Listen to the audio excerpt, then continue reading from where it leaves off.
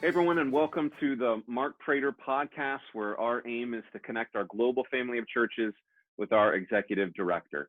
Mark, last week we talked about your anticipation of this week's leadership team retreat. You just got back from the retreat, I believe, yesterday. And so can you share with us how the retreat went? I imagine many of us that watched that podcast were praying about the retreat. What were some highlights for you as you come away from that retreat? I landed in Philadelphia last night, and my heart was filled with gratefulness for your prayers. Thank you for praying for the retreat. Everyone that's listening that prayed, God answered your prayers. He was exceedingly good to us. And my heart was just filled with joy. We had a really, really good leadership team retreat. First of all, it was just good having the newer guys just added to the team there. So Jared Mellinger, John Payne. This was Eric Trebetsky's first in-person retreat. Unfortunately, Dave Taylor can't get out of Australia. The borders are still closed there.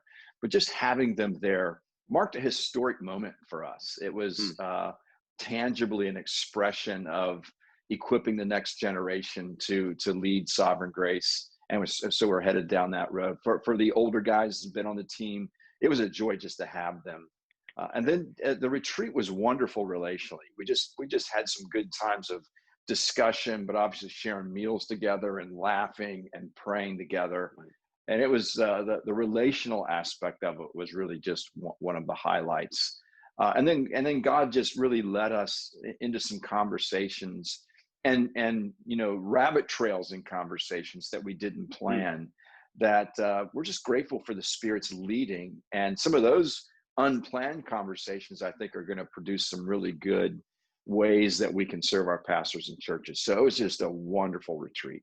That's great to hear. And can you share with us some of the updates about decisions or what you came away from the retreat practically when it comes to decision-making processes?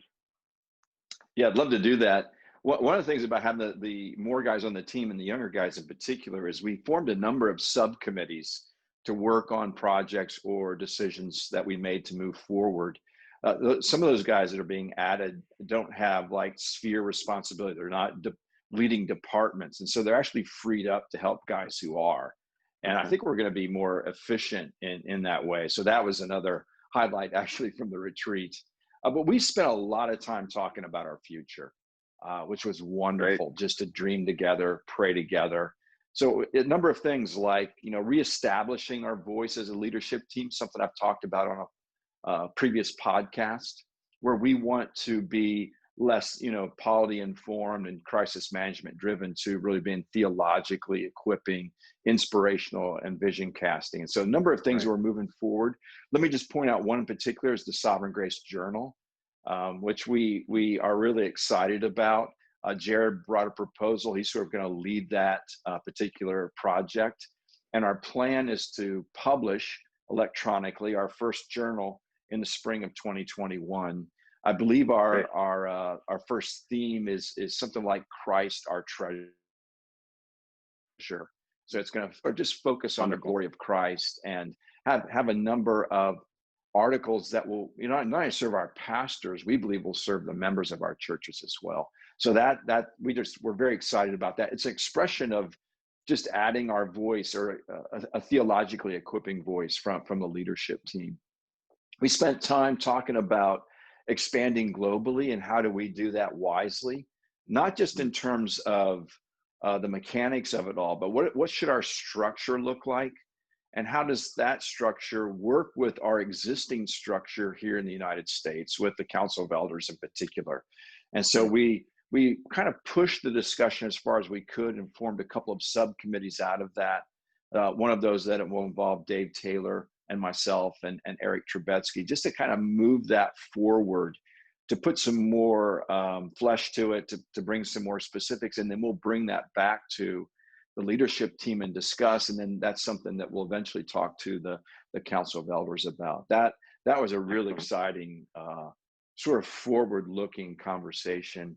We also talked just a little bit about what I mentioned in a podcast last time or the time before, how do we inspire and equip more men for pastoral ministry? And Right. both John Payne and Jared Mellinger worked on a proposal they brought sort of that aimed at that, just reaching next generation. So we're going to find ways to work with our regional leaders to identify men who may be called to ministry and sort of gather them together. And a couple of Mm. ways to do that is to invite them to the pastors' conference and then do a meeting with them during the pastors' conference.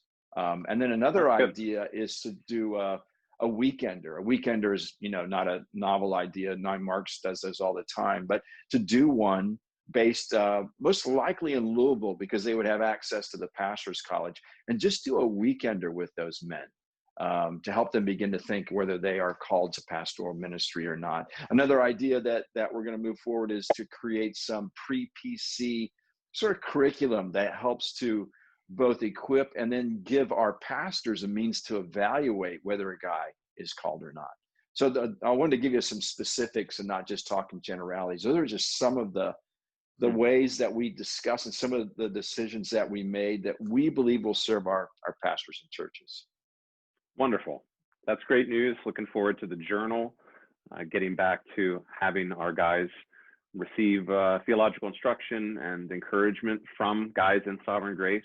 It sounds like you guys really are beginning to move towards looking to the future instead of a management type posture. And so exciting to hear about all of those things. So thank you, Mark, for leading the leadership team. Thank you, leadership team, for gathering and working for our good. And thank you, everybody, for watching. We'll see you here next time. God bless. Thank you for watching. If you have questions or comments, Mark would love to hear from you. For more videos like this, hit subscribe on YouTube or by email at markkprater.com.